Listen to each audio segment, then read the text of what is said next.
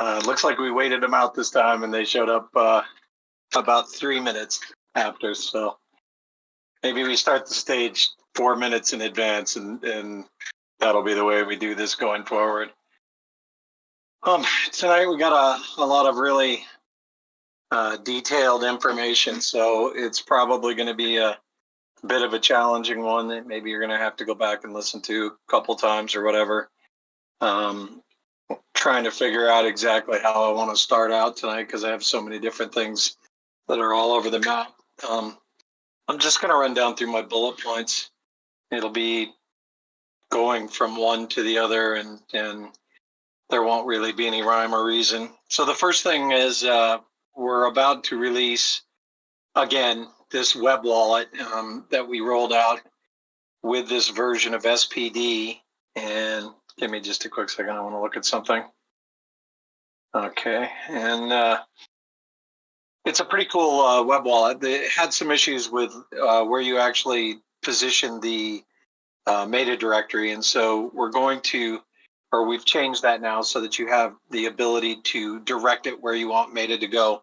The problem is, of course, it's not built to have hosting and renting on it. So if you had a provider instance running and you ran it initially, it went and fired up your a new metadata directory and ultimately put you into a place where you could, get into a screwed up situation with your provider instance.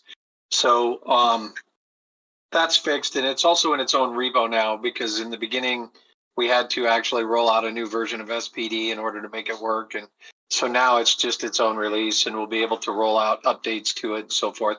It's a really good little wallet. It's a web wallet, but it isn't really a web wallet. It's a localized wallet infrastructure that runs the daemon in a browser on your local network. You're not going to be able to use it out like a light wallet. We may still ultimately put some effort into a light wallet, but I don't think that's a priority at this point. This was mainly just to get past the weirdness of the UI.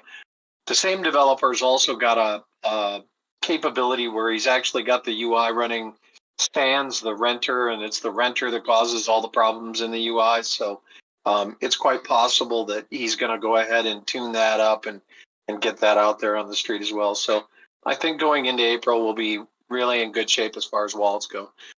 We're going to be rolling out a new version of SPD next week, even though it's not required for this. One of the things that when we were looking at, stuff that we wanted to get done, one of the things for SPD that we're going to be rolling out is this port thing needs to be changed. So, when we started out, we had, a couple of ports that were sort of required, but really only 4282 mattered in terms of forwarding. And then we went and added HTTP, and, probably blame this one on me. Well, pretty much blame everything on me these days. But the deal is that when it was proposed by, our architect, I didn't really think it through in terms of, how we were sort of rolling it out and what we were replacing. And, later on, I really finally came to understand. And I'll give you just a little anecdote here because it's actually somewhat interesting. When we started this whole thing off, we were a fork, and we forked another project because of a centralized sort of gesture to move ASIC mining, to benefit one manufacturer, the dev company that was running the project at the time. And I had written a long article that had gained universal acceptance. Everybody in the community wanted to go this direction. And the developers said no. And they went their own direction, which was reward themselves. And when they did that, they were forced into a situation that they had to fork off all the ASICs that they didn't like. So they were going to do a hard fork one way or the other. Whether we showed up or not, they were going to do a hard fork. And we just said, well, look, we all own these ASICs, so let's go ahead and let's maintain, the fork. And we were going to do that, maintain the legacy. But then we started thinking about it, and we sort of came to a conclusion, we might as well do our own thing. So let's start over from Genesis. We'll just fork the code and, whatever, we'll just take the hash rate. And it became really clear afterwards that there was some funny business, and they, in our view, I don't have any specific hard evidence of this. I do have some evidence, but they actually spun up a project and made it look like it was an adversarial project in order to ensure that we didn't get majority hash rate at the time. And that was called Sia Classic, and they just ran some wash trading in order to keep the ASICs busy, and it worked. I mean, they kept us from getting more than about 2 or 3 petahash of hash rate. Well, that project had 7 or 8, so it was a good strategy. I took my hat off to the guy and so forth. But one of the things that was interesting is that, we said we wanted to be a friendly fork, and, we did everything we were supposed to in the beginning to be friendly, and it wasn't clear to us that they were actually not being friendly behind us. But one of the things that I thought was really sort of rewarding that later on occurred from that is that, when things started turning a bit ugly, they ran us down in some pretty funny ways. Like, one is they said our white paper wasn't, anything. And our white paper's a little bit like storage in that, it isn't just an academic paper of stuff. There's some good tech in our white paper, but there's also some good marketing in there as well. And to us, that just fits because we're trying to do a product. So their leader really kind of, poo-pooed the white paper and made it seem like it was just a joke and so forth. But there were 2 key principles in the white paper that we started out with, 2 sort of twin towers. And one was, having to do with metadata in databases. And then the other one had to do with this idea of asynchronicity in terms of contract access. And this was always a big one because performance over on their network and our network were always really slow because you couldn't access contracts, together in parallel. You would lock a contract up, and until it actually became free again, you couldn't do anything on that provider. And so it was really a limiting thing. Well, we developed our strategy. We came out with it. Our architect put it all together, and we wrote a little paper on it, and we described what we were going to do, but we didn't have any money. And things were really slow, and our guys were not really working full time, and we were just grinding. And we finished the part of it called prepaid downloads really early, and then we kept working on deferred contracts. It took us probably, it took us like 14 months to finish it. But here was the interesting thing. Once we finally actually rolled it out there to getting prepaid downloads done, and after the project leader had said our white paper was a joke, they actually went back and retooled their own roadmap, and they banged it out pretty quickly. They got their version of what we're doing done in probably 3 or 4 months, because at that point they had just raised up $3.5 million in capital from a VC, and they had 8 or 9 core developers, so it was pretty easy for them to just sort of blow it out there. I always felt really rewarded by that because, their initial roadmap was all wrong. And then we show up and they make it seem like we're nothing. And then they turn around and they just do the same stuff, that we've written in our white paper.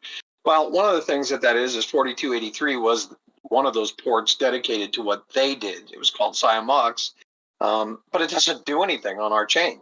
It doesn't do anything. And so we're having people forward these 3 ports to 4283, 4285, and 4282, of course.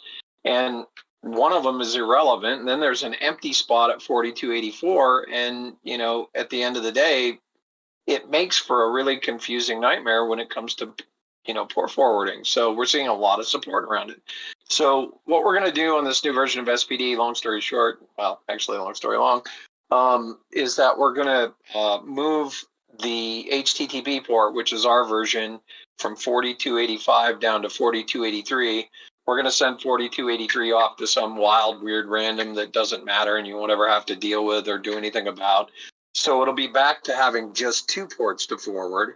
And both of those are actually set up with UPnP. So one of the other problems that we're seeing ad nauseum all the time right now is people will stand up and they're running into a problem with 4285 because maybe their router, and we're finding maybe 20, 35, maybe 40% of the routers out there support UPnP on this thing. And ultimately what ends up happening is it correctly forwards 2 ports, but then it leaves one unforwarded, and it gets really weird. And so then somebody has to go in and say, you have to disable UPnP, and which is odd because it's actually working. Right? You wouldn't have to do it. and it would make porting a lot easier if that 4285 just wasn't there. So that's one of the features that's coming out in that. It's a kind of an overdue cleanup piece, and that'll be out. We're hoping sometime next week. We've got some updates coming right now on examiners. We're on 0.84. 0.86 is now starting to roll out automatically to users. It's got some increased abilities in the support tab, which will be useful as far as logs and more status. And it's generally just a more stable UI and access. It doesn't get locked up on that first page. And then the next one coming is 0.87, which again is just some more tweaks and tunes to kind of make our troubleshooting experience a little bit smoother. But the next real big one is 0.9, which will be the last sort of feature roll before we kind of get to launch in April on the Examiner. And hopefully what we're looking at for the next big feature there is remote access. And then remote access, will have the ability, it'll be account based. So there's really no reason once we roll out remote access why we can't just put alerts in there as well. So those are two pretty big requested features that are going to be coming out prior to the launch in April. We're actually looking at the show in Vegas as being a dual launch, in that it's really the sort of the real coming out party for the Examiner, even though it's been out now for almost 10 months. This will be when we hit version 1.0 and what we call an actual real formal launch of that software product on that device. So we'll be there with several of the flagship models. We're also going to be there with the 1U. We've already kind of tipped our hand on that, so I'm not telling anything out of school. It's a server-based installation. Right now, we can get quantity of them.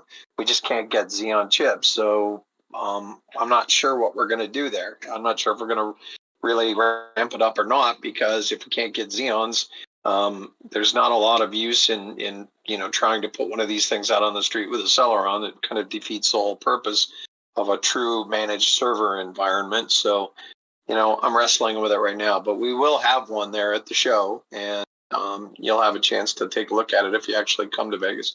What I would say right now is, if you don't know, in the Vegas channel, there's actually a link to a web page. It's actually on the scpri.me site /XNS launch. And that site is all of the particulars that we have currently about the Vegas event. We have a lot of people. Looks like we're close to 100 community members showing up so far, and we're still 5 weeks away from the show. So definitely come, because I just think it's going to be the event you're not going to want to miss. It's going to be the one that people are going to look back on, I think, a couple of years from now and say, this is pretty good one to be at. It'll be that inflection point between what was and what is. So go to that website. You do have to get tickets to the community party. They're currently discounted. They're $25, but we're discounting them to $0. So, until the end of the month. So definitely, if you want to come, you can grab tickets right now. I think you can get up to 4. And, actually, you can probably get unlimited if you sign up and do multiple times. But definitely come out and see us, and then come see us in the show hall and so forth. Represent the company against the AWS, who will be right next to. Okay, the next one that's really big is we're about to change something to do with the incentives. And I know this doesn't really, this happens a lot right now for us, and I don't know any other easy answers except just to keep putting them out in these calls, where there's always a lot of misinformation or misunderstanding of the information that's out there. And so, one of the ones that just won't go away, and I don't know why, but it's this idea that incentives are going to end at some point, and they're just not. At least as long as we can make sure that they aren't, they aren't. And what's going on right now is this situation. So you're all here, and you're all getting set up for the future, but what's happened is the network grew like crazy in December because of all the videos that were out there.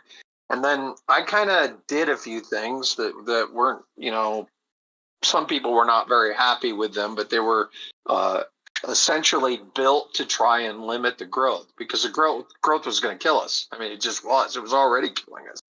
And it worked, but of course, it also stopped it in its tracks, and which we needed. Didn't have any choice. Needed to stop it in its tracks. We were not ready for 50,000 providers on the network. We were not ready for that on our internal infrastructure. And now we've had a chance to kind of make all that right. And we're close and we're feeling pretty good about it. So now we can get back out there and start supporting the growth again. So one of the things that's happened is, all the Lambo videos don't make a lot of sense, because when you look at it, you say, well, how much am I earning here? Oh, wait, I'm not earning anything because there's no data. And that's part of the problem of a huge chunk of providers out there. Well, the other part of it is most of your income is supposed to be earned off of the actual physical rent, the money we're paying you for storage. And then incentives are a secondary layer that we can tune up and tune down and tweak depending on desirable characteristics about, what we really want to see on our network and how we want to build our network. And so they could ultimately be more than rent, or they could be less than rent. But what's going on today, when there isn't really, much happening on the network, and it's mainly due to an accident, a twist of fate, that, we just, when the community blew up, we just had so many different vectors that we had to deal with. It was one we just didn't get to quick enough, and ultimately we were forced to sort of just accept it. And that is, we were paying out some crazy high number of incentives. So as soon as data does start to flow, and it actually is, if you've been watching the pink line, it is now starting to turn on. And we have done that thing about data redistribution. So the data should start to be a lot more fairly distributed around the network now, as we really try and test all the different areas. But for the next, say, 6 months or 5 months or whatever it's going to be, those incentives are really going to be the way you're making the money on the network. And, until rent actually catches up and the incentives get down to a point. But the key understanding is that there is a number that we're targeting, and that number isn't yet known to us, right? We've talked about this before, but, we said that Wasabi has this sort of uber low number of $6 a terabyte, and turns out it's not really a correct number. When you really get down to using their service proper, you're probably going to be paying somewhere between $8 and $12. Amazon, their baseline number is $23, but once you factor in API touches and egress, now all of a sudden you're up to $40 or $50, depending on what kind of a service you're using, how much you're, uploading and downloading. So that's the way it is. So, we started off saying, well, we kind of have to match that $6 because Wasabi's really kind of tearing it up. But since it isn't really $6, we really don't have to match that. We have to match whatever number they're effectively doing. And we may not even have to match that. We may have to start out with that as a number. But if it turns out we're a more performant network, or we're able to do some things in locations that they aren't, we might have some places where we go higher. We might have some places where we have to go a little lower. We'll see how it works out. But we have a target. And let's just say that target right now is somewhere, between $6 and $10. Might be a little higher, might be a little, in the middle there, might be closer to 6. I don't know. We'll know soon enough. But for right now, let's just say it's somewhere between that 6 and 10. 8. So if it's that, then that's the rent number, and that's the number that really matters. But what we're seeing right now is one of the problems with this kind of a network, and especially if you go all marketplace mechanism in terms of how you select the providers you're going to be uploading data to. And what that means is the coin going crazy sky high and then coming way back down very rapidly is going to just throw your models, in the ditch. I mean, it's really going to be difficult because you might set up a contract, for what is at one point in time, $4 as the provider, because like we've said all along, we're going to need to do 50% margins on this thing. Well, if you're going to be doing $4 and then all of a sudden the coin price shoots sky high, next thing you know, you're charging $40, right, instead of $4. And it gets to be, really kind of wacky. And that's where we ran into trouble, by the way, because what happened was when the price shot sky high, we didn't adjust the incentives. And partly we didn't adjust it because we had them set on a hard-coded stop because we were trying to reward our community from before. And we just, we didn't anticipate 10,000 people showing up. And, I'll just say it. We just have always, I don't want to say that this is the wrong way, but it sounds the wrong way when I say it. But we kind of planned for failure, and we never planned for success. and so for 3 years, as we just kept grinding and grinding and grinding, we never had to worry because we just never got that kind of, big sort of push. And then all of a sudden, out of the blue, we did. And we weren't ready for it. And I'm not even going to, shade that. We just weren't ready for it in any kind of sense, way, shape, or form. And the one big way we weren't ready for it is that hard-coded incentives number, which was very, very high when the number went way up. And, if there was a lot of data on our network, it would have bankrupted our treasury within a short period of time.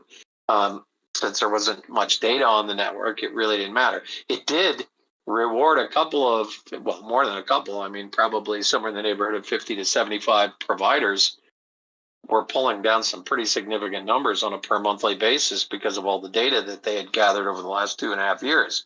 So, that's changed. Well, so where I'm heading with all this is we're making the first major step this week to clean that up. And that step is, and this will make everybody happy here, because what we've said is we've set the boundaries down to 1 to 5 coins on rent. And now everybody's really, sort of grumbling because why? Because the coin's been selling off like crazy because none of you are buying. And what's happened is that 1 to 5 doesn't make any sense anymore. You're not actually earning fair value for your provider instances. So we're about, instead of me just showing up today and say, okay, we're changing it from 5 to 10 now, and then doing that, we're doing what we always plan to do, which is converting it over into a live pricing mechanism. What it'll do is we'll build a target storage price. It's probably going to be around that $4, somewhere in that neighborhood, maybe $5, but we'll see. And then every hour, it will go out and we'll check a mix of pricings based on CoinGecko and CMC and so forth. And it will bring back, a current coin pricing metric. And then it will change essentially, the equation. So what the number is supposed to be. And it'll be the examiners that actually lead the charge. And what will happen is the examiner's top line number will change. We'll remove the bottom line number. You can make it anything you want below, but the top line number is what the examiners will always be set to. And then from there below, you can go ahead and put whatever you want in there. But in the examiner, what will happen is that it will keep monitoring the price. And then if the price goes shooting up sky high, we have sort of like our own difficulty adjustment algorithm. And essentially what it happens is we have a max change percentage of every move. And like I said, it's checked every hour. So every hour we have a max change of 0.5%. That means that if the coin goes flying to the sky, it's not going to change overnight. It's going to take several days, even in some cases, for it to actually match and meet the price. And that's it. That's important that it does that. It cannot just go flying up or flying down to meet whatever price. It has to slowly graduate to get there. Otherwise, there would just be mayhem on the network, and it would be out of control. What happens is it only changes contracts going forward, so it only affects renewals and new contracts that you're getting. So it doesn't affect anything else. The beauty of that is if you locked in a price at one number and then the coin does something crazy in your favor, all the contracts that you have outstanding, you get to win, right? You're going to get the coins that you contracted for, and you're going to get those. Of course, the bad side of that is, and we're seeing it right now, if you contracted up near the top, and then it comes way, way, way back down, then you're going to get hurt because, that's just kind of the way that works. That's why this smoothing algorithm will be really nice, and setting it for an auto will be the situation that everybody's going to want to do.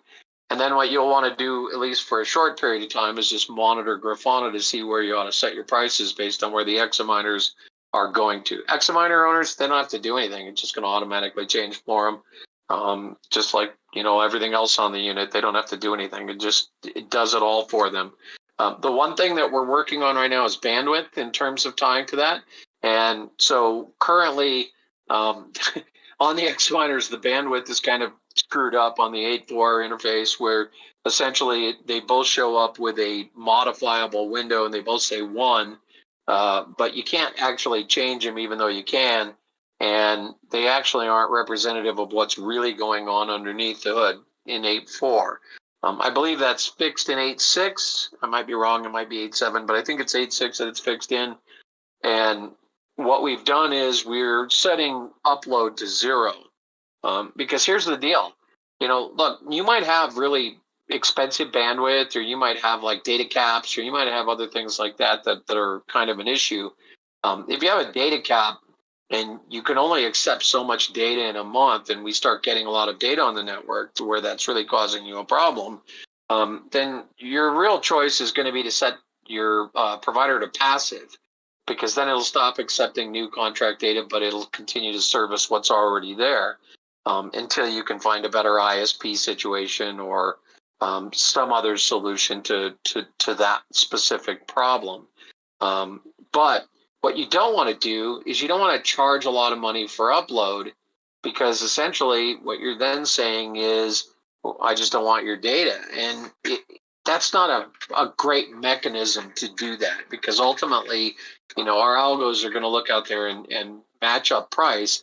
And if you get put kind of into a tag, if you get put into a category on our relayers across the board for being high priced in something, it could be a while before you come back into the world. So if suddenly you get a new ISP, you may not get data right away. So that's not really a mechanism we like. You really want upload to be 0. Upload is us putting data onto your network, onto your provider. That's actually your download, by the way.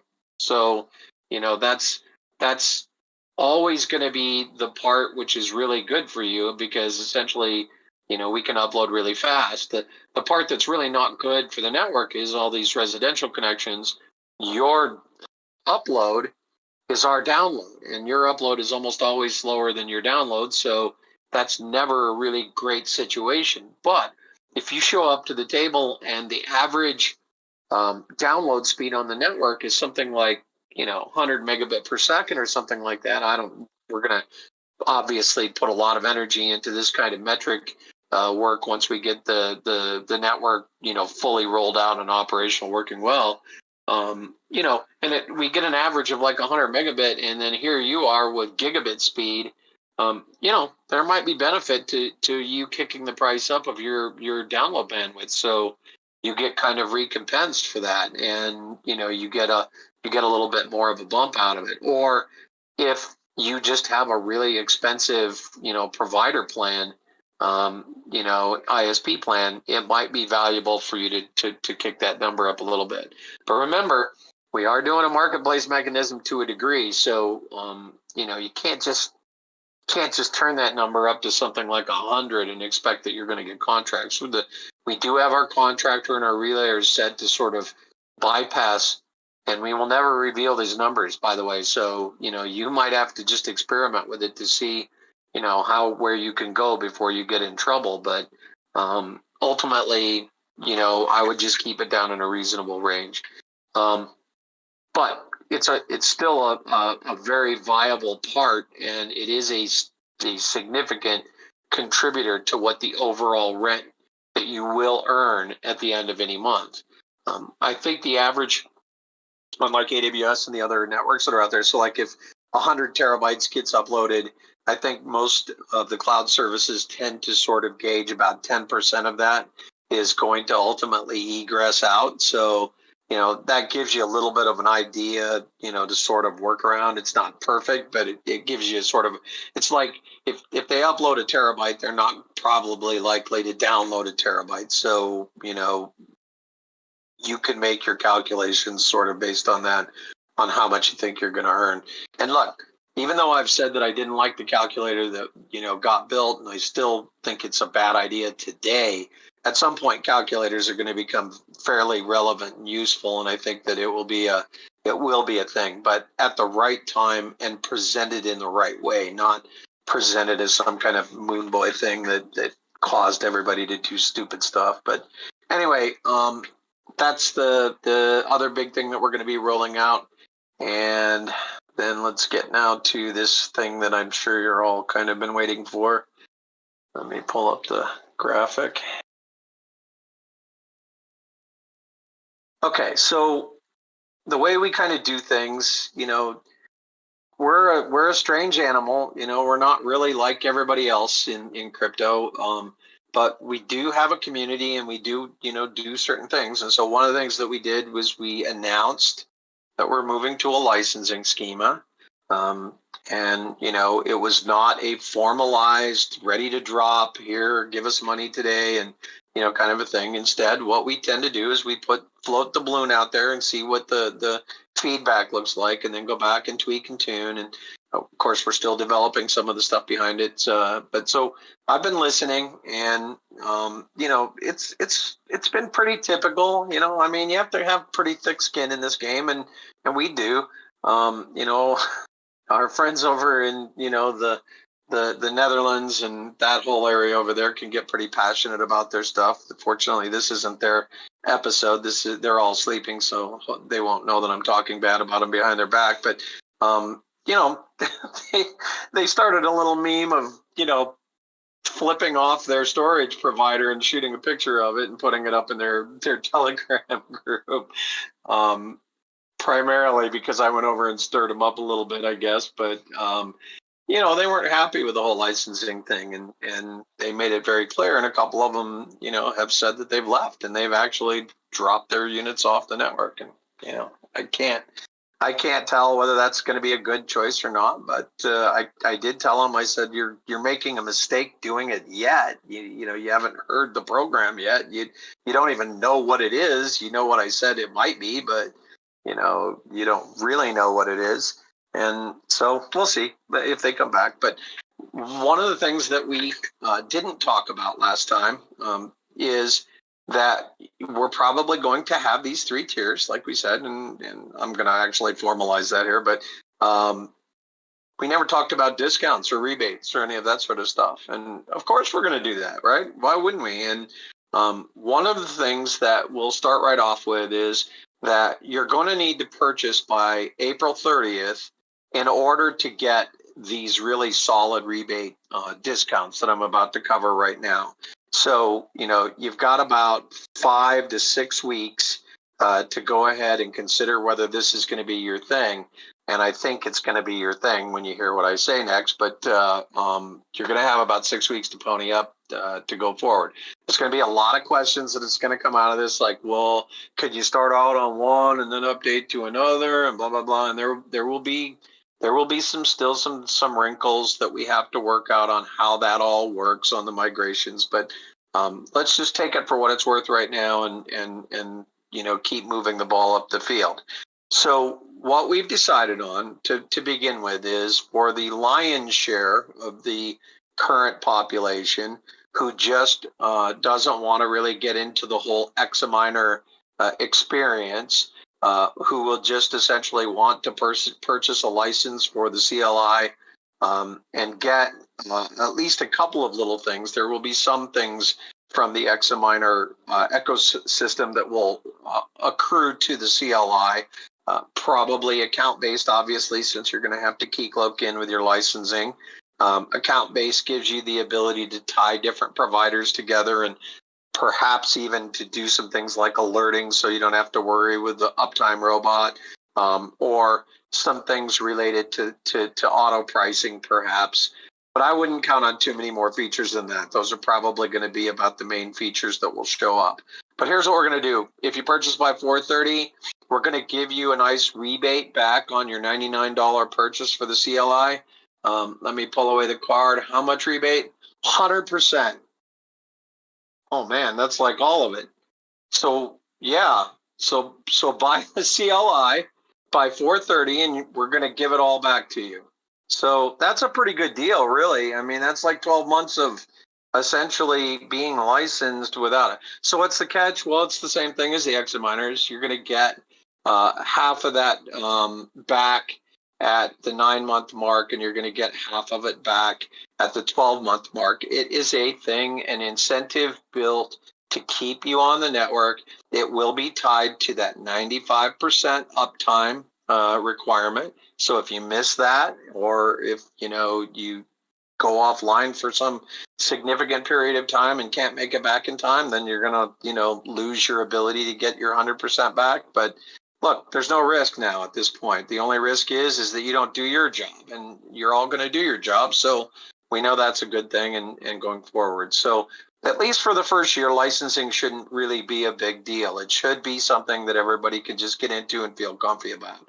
On the upgraded models, the 220, we will end up having a 55% rebate, and that will also be paid out at month 9 and month 12.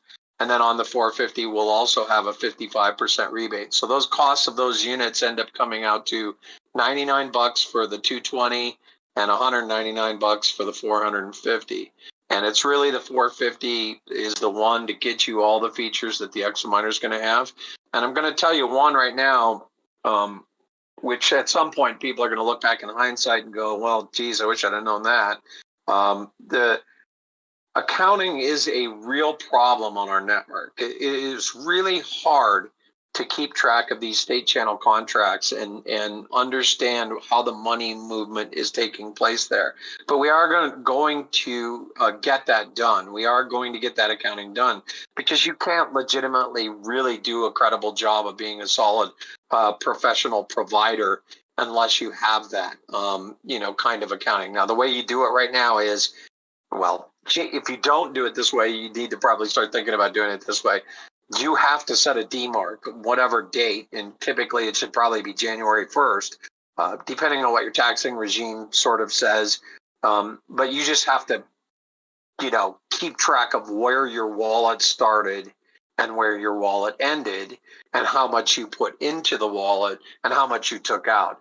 And that's about the best you can do right now with the way, the software is built. We do put a little more granularity into, what little fees and things like that you're paying, but it's really ugly in terms of building a report that you could take over to your accountant and hand off to them. And if you have a whole bunch of provider instances scattered around in multiple locations, that's going to become a pretty important thing. So accounting will only be in that top level as far as we're concerned now, and probably for the long-term future. It's obviously going to be in the Examiner hardware. But for what we license out to the world, if you want that accounting, you're going to need to go the top line. $199. Come on. Yeah. How can you beat that? And going forward. And remember, after you buy it the one time, then it's $99 a year after that. And, who knows? I mean, I imagine we'll probably continue on with some sort of rebating as we go, forward and further. If you don't buy by 4/30, by April 30th, then there will still be some rebating going on, but it'll be a lot smaller. So, like, I think on that first tier, it'll be $79 instead of $99. You'll get 20% rebated back. On the second one, it'll be $169 instead of $220, so you get 25% rebated back. And then on the top tier, if you don't buy by April 30th, you'll get 33% back over the period of the first year on rebates. People love these rebates, and they work really well. So they're auto paid out, right? We don't have to do anything. They get paid out on the blockchain right directly into your wallet, and then you can measure them. They do take advantage of the price monitoring we're talking about. So we've got that pretty well ironed out now, and it works pretty good. There will be volume purchasing. About the only thing I can say right now is that we're probably looking, into year 2 before we get too big into volume purchasing, because obviously if you're getting, 100% back, there's not an awful lot of value in doing much discounting there. I mean, we can make it so you don't have to spend quite as much on the upfront. So maybe there'll be a 10% discount on volume buys on the CLI. It's a negotiable thing. So if you're somebody who's building systems or rolling out a partnering strategy, or loading up a bunch of these things into ATMs or something like that, come and talk to us. And there will be some potential for us to do some business there. I'm hoping at this point we've got a license server now ready to go. We've got a good idea of what the whole licensing model looks like. So I'm guessing we're going to be able to start taking orders as early as next week after this weekend. And then likely what will happen is the CLI will obviously become available first, probably mid to late April. Then the other two pieces will become available after the trade show. We will definitely show versions of them working at the trade show, but likely they won't ship onto customer units until sometime in May or June. But what we'll end up doing is this. So, and this is the other note that you sort of have to take. You have to essentially have your license strategy procured and in place by June 30th. If you don't have a license by June 30th, any storage that's already on your rigs will become invalidated at June 30th. Your contracts will become invalidated at June 30th, and you will no longer receive data from the corp and going forward. If you purchase a license between now and June 30th, any storage on your network will just automatically be validated and you're good to go and you'll be able to keep it. That's all there. So if you buy before, say, April 30th in order to take advantage of the substantial rebates, then what will happen is we will give you sort of this grace period until we release the software. In other words, we'll validate your storage and you'll get paid and so forth. And rebates will start the day, so if you bought April 15th and, April 15th next year is when you will get your 12-month rebate. But we won't actually start your licensing period until you actually get a release version of the software. So if it's June 1st that we release the full XM software for your machine, it'll be June 1 to June 1 where your license run, even though, you've had your license paid for 14 months, right? Or something along those lines. So everything we want to do, we want to try and be fair to you guys. This isn't some big money grab or anything like that. This is essentially us just, covering development and making sure that this can be a working project going forward. So everything's really organized to be fair. Let me see if there's any other quick notes that I took on here that we need to do.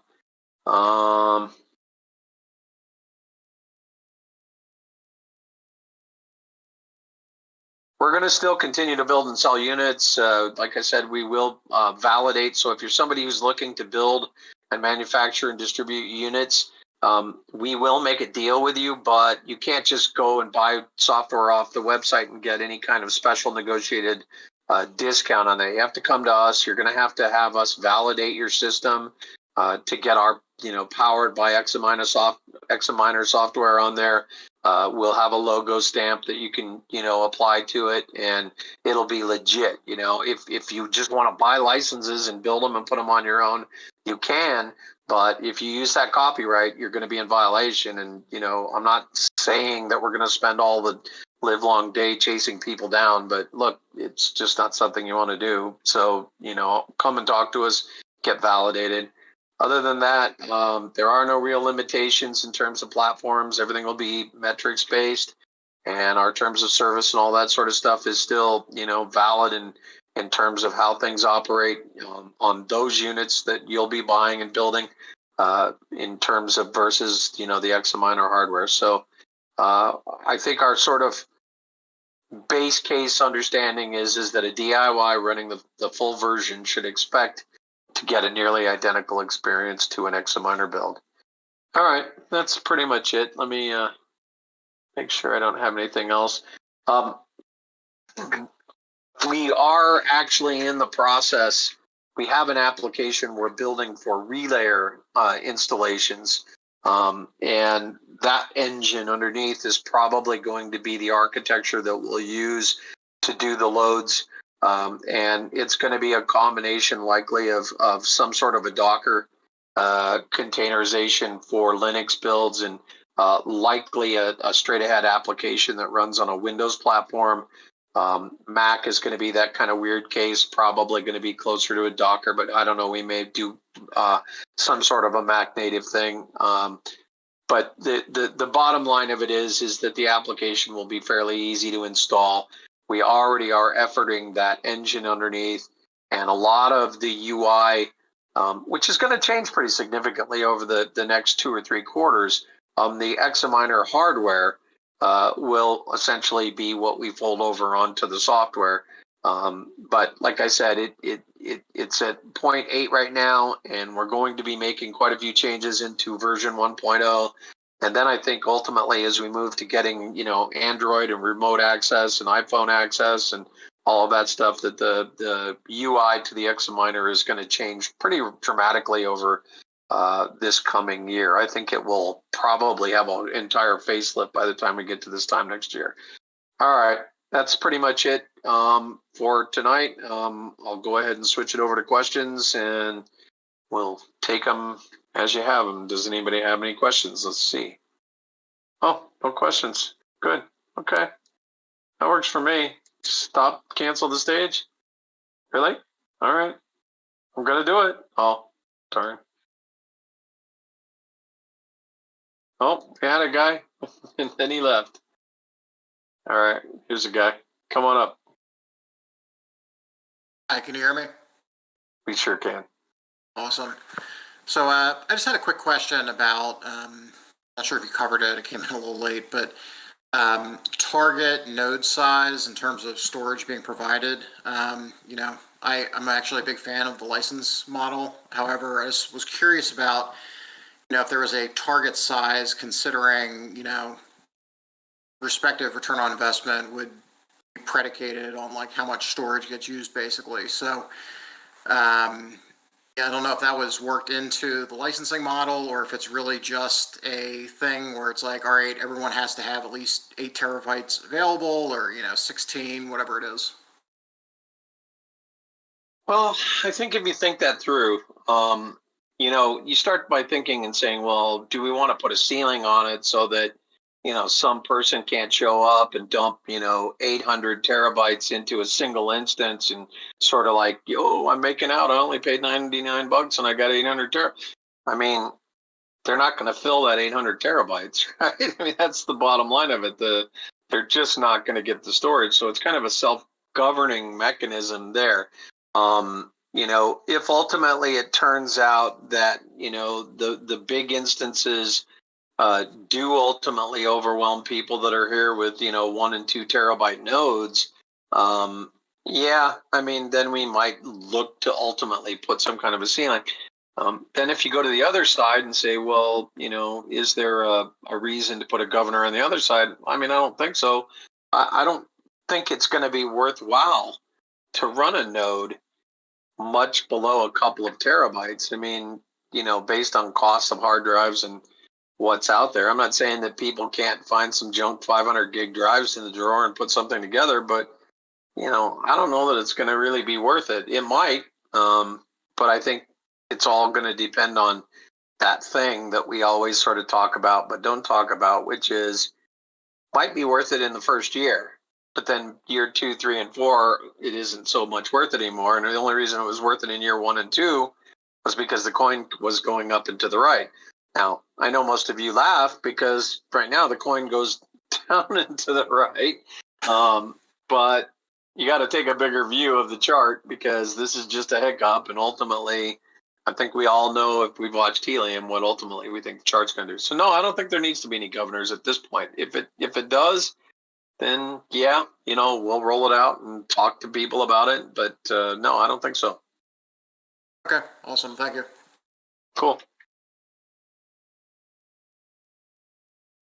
Go ahead, Foz. G'day. I've been listening for a little while. I'm in Australia. My question is in regards to bandwidth. If we're mining other things like, say, Helium on our network and we're going to run one of these miners as well, have you seen anybody come across those sorts of issues with bandwidth between the 2 separate miners?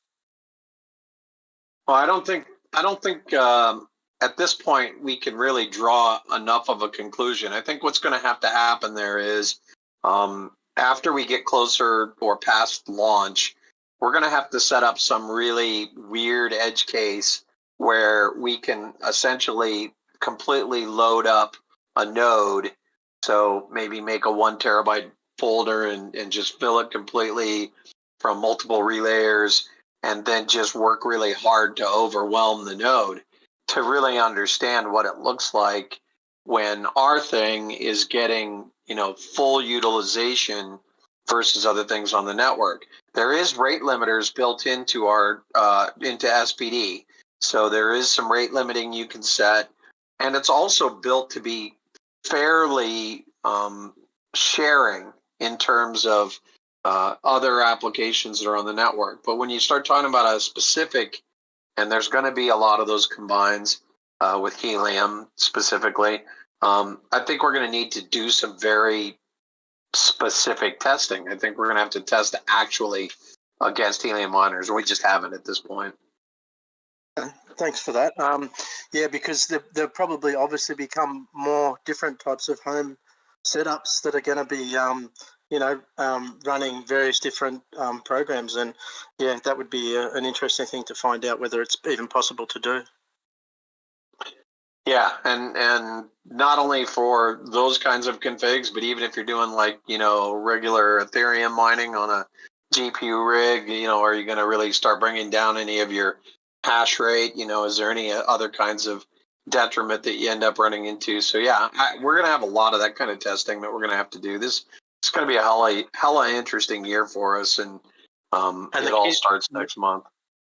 And the kids gaming on the network and watching YouTube and everything else at the same time. So yeah, I'm on cable at the moment. We get 100 megabits per second, and I run fine, but we've all been forced onto what's called the NBN in Australia, and some of it is fibre right to the curb, and then from the curb into the house, it's the old copper network. So then that can create a bottleneck as well. So there's lots of different variables that people have to consider. I think overseas, I know, bandwidth and things like that, I don't think is as big an issue, but it has been an issue here in Australia.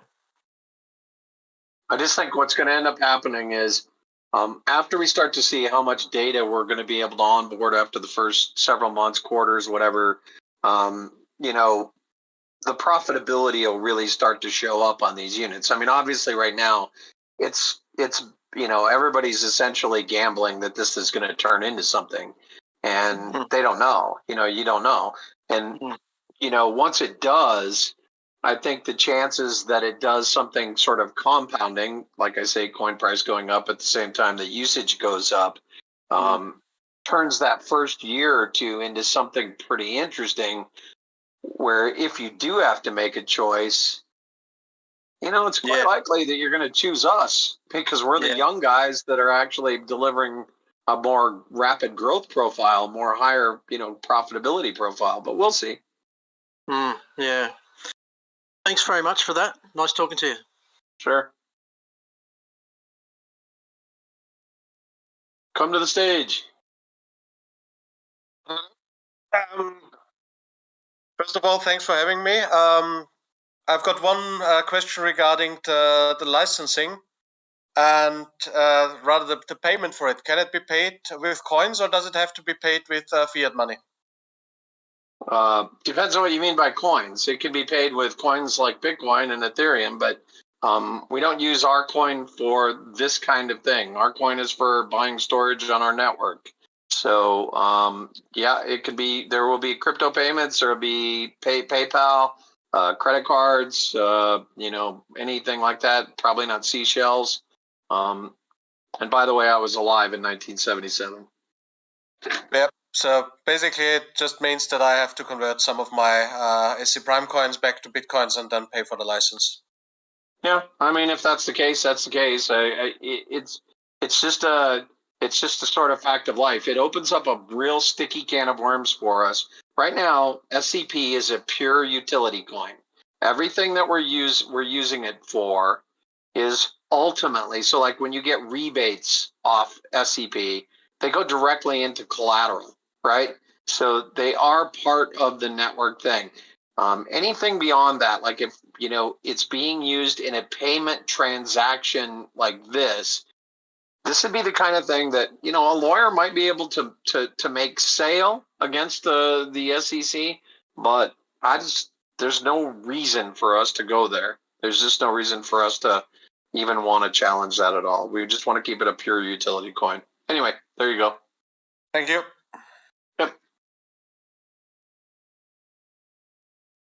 Come to the stage. Hi, can you hear me? We can. Cool. So my only concern about getting the full license and doing the install is the time that I'm going to be down during that upgrade.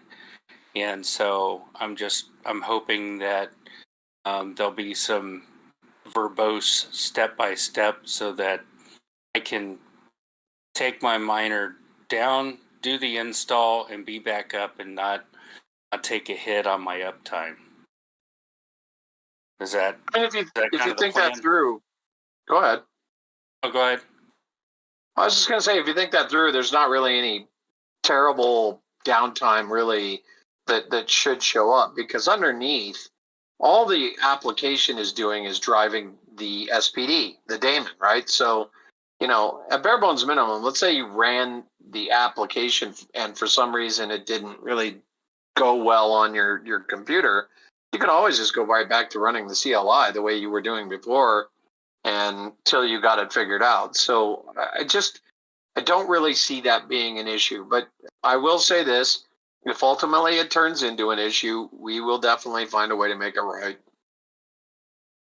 Okay, cool. Thanks. Sure. Come to the stage.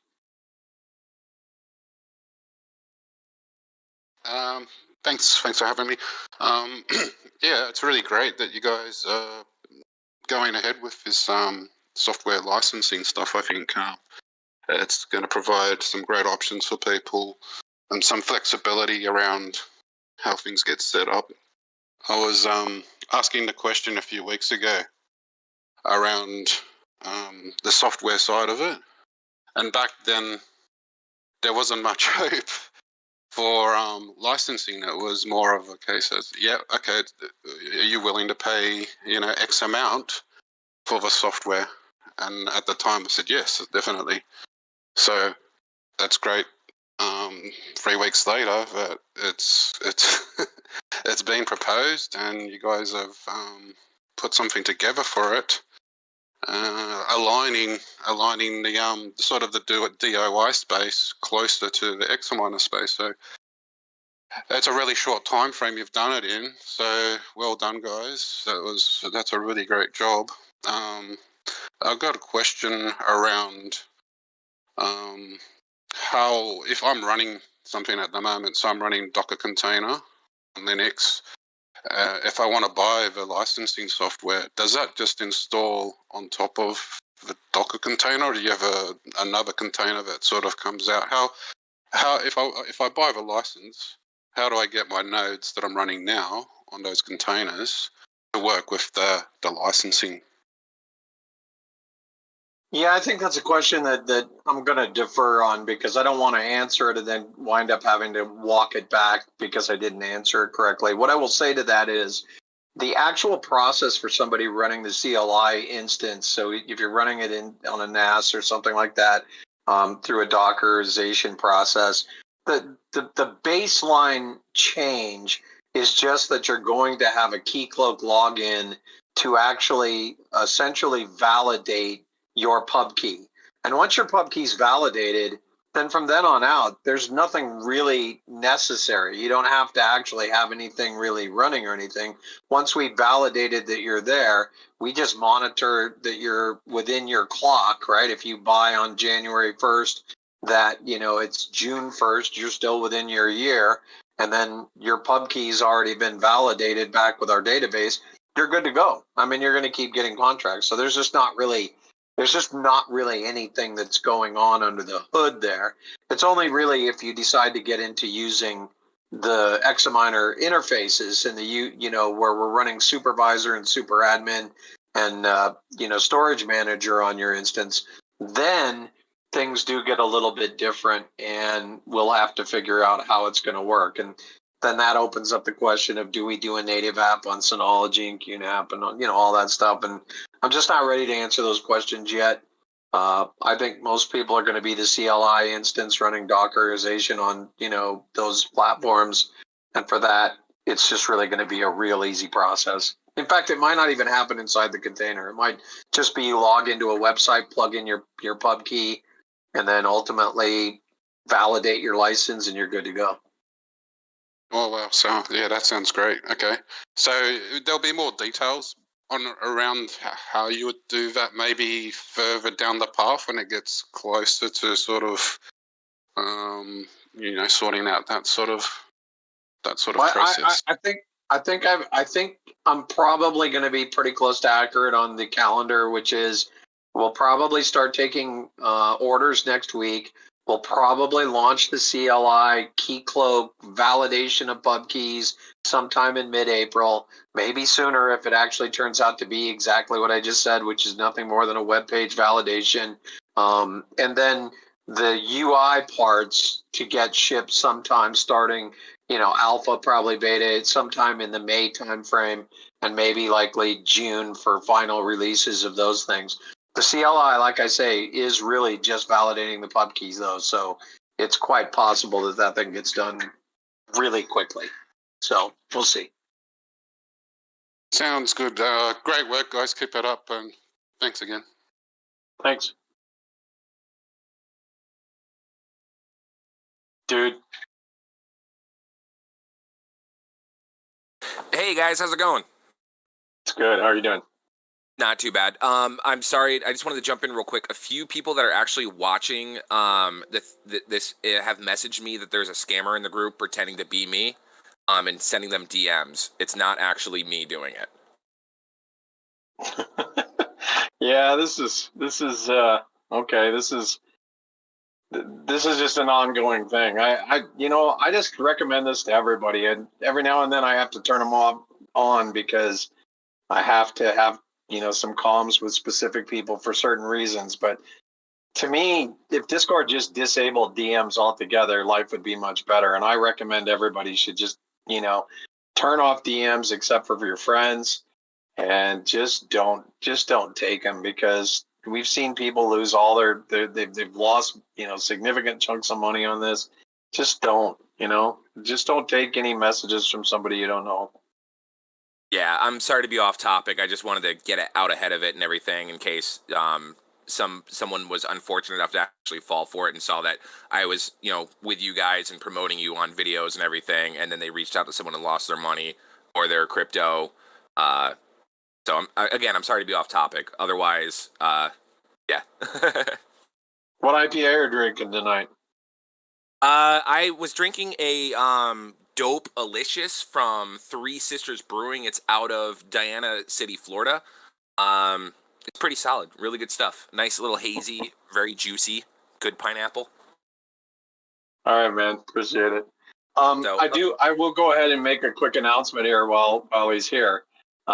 He's actually going to be joining us in Vegas, and I don't want to make too much of this right now because I really do want to see as many people show up as possible.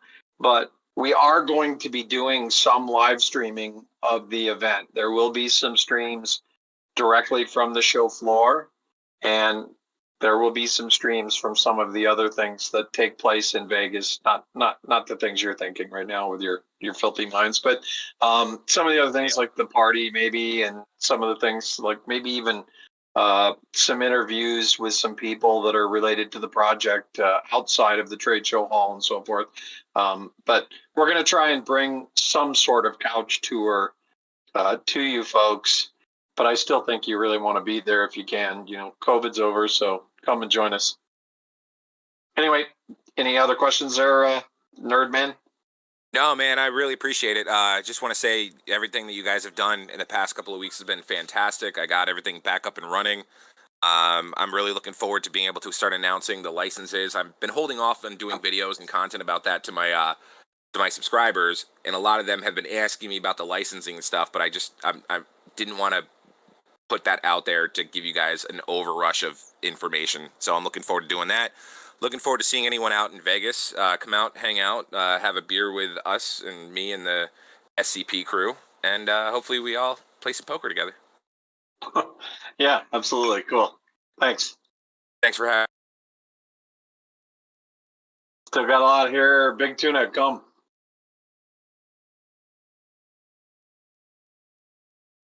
Got to come to the stage.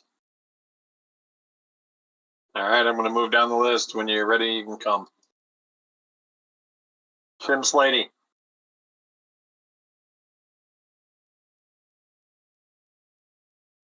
Oh, there we go. I had to turn my mic on. Can you hear me?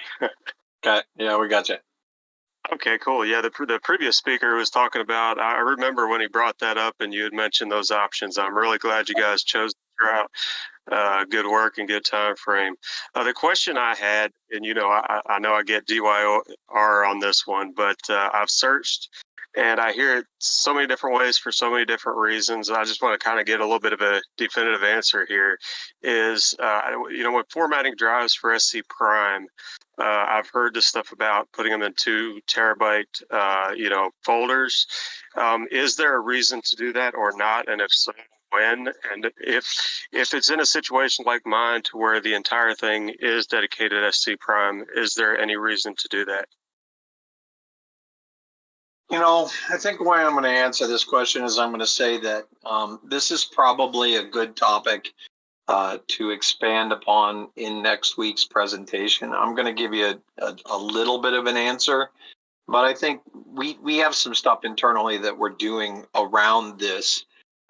There's a couple of issues at hand. So the first issue is that right now on multiple drives, the daemon doesn't really do a very good job of how it actually distributes contract data. And so one of the things our core engineering team is working on is setting it up so that, individual contract uploads are being set to separate drive nodes in multiple drive configurations. Because right now, what happens is if the same provider set is uploaded from the contract into a unit that has multiple drives, it actually streams to all 4 drives equally, or 3 drives, or 2, or whatever you have, and it ultimately turns your system into a striped RAID in some ways. In that, if one drive fails, it's potentially possible you lose the totality of that specific piece of data set that's been uploaded, and that's a real problem. And so they're in the process right now of fixing that so that ultimately data gets segregated to individual drives. Now, what happens with this 2 terabyte or whatever the number is that people sort of have come to agree on is that there's sort of the first thing to say is that if you have a Linux system, there's really no reason to set any kind of boundary unless you just want to, right? If there's no reason for it, you should just go ahead and set your drive up as big as it can be and forget about it. The reason it becomes an issue on Windows has to do with the way that the Windows file system works. And what tends to happen is that people get started on a system. It always happens in the early going when you don't really have a good sense of it, and that's when it hurts the most. Well, I mean, it actually doesn't hurt the most in the beginning because you don't have any data there yet, but it hurts the most in that you're trying to kind of get built, and all of a sudden you get hit with this. What happens is that you start out and you set a drive size or you set something up, and then you realize, oh, that's not right, or it needs to be on a different hard drive or whatever. And then you go to make the change, and then it's 3 days later and it's still sitting there down and thinking. Because what happens is when it goes through that process, it takes the daemon down and up and down. And so ultimately you're not operational. And so what ends up happening a lot of times is people end up discarding an entire instance and starting over from scratch. And it's because the Windows system has to go through and do this stupid, weird drive zeroing for the file system. And ultimately people have sort of concluded that on Windows, if you don't do the little workaround tricks of setting compression in the beginning, that, make it 2 terabytes, because then at least if you run into it, it isn't going to take forever for it to drive zero a 2 terabyte folder. Your mileage may vary on that. I mean, I think the better answer is just, thinking you're planning through at the beginning and just deciding that you're never going to make the change and go ahead and set it up for the full drive space and go forward like that. It's not a definitive answer, and there is no definitive answer on that question. It's only Windows that has the problem, though, as far as we've been able to determine. And it's only in situations where you have to actually make a major change that it's a real, sort of issue. But we'll talk about this more next week when we talk about how we're going to be splitting up the data uploads and this idea of how we do erasure coding versus how, say, Storage or Sire or some of those people do it. Because we're doing something that's actually quite a bit different than they are. And it does have an impact on the folder sizes and the folder sets that you have set up on your system. So hopefully that gives you a little bit of info. Yeah, I appreciate you kind of delineating that a little bit because I am Linux and dedicated full drive size. So I guess don't need to worry about that, but appreciate it and looking forward to next week. Sure. Thanks. Well, we had one more, but all of a sudden they bailed out on us and looks like we've come to the end of another one. We're getting close. We're 5 weeks away from this launch. You have to understand internally the team is just grinding right now. They're just really pushing hard to get everything done. And everything looks great. I think, when you see what we're going to deliver, you're all going to be really happy about it. And I really think that ultimately we're going to have a good launch ahead of us. We're working through all the things. Things like the website are coming. Right now, the big part of the website that is mainly being used is the back end stuff and the middleware stuff. We'll be opening up more trials. The trialers that are currently here are uploading more and more data. I just think you're just going to see the excitement start to ramp up between now and those 5 weeks from now, and ultimately we'll get there to launch, and I think ultimately we're going to have a really good time and a good successful launch, and ultimately start putting a lot of data on your nodes. Thanks, everybody. Really appreciate you coming out to these things. Go to that scpri.me/XNS launch and get the lowdown on Vegas. And please join us out there if you can. Otherwise, have a great evening. Been a pleasure.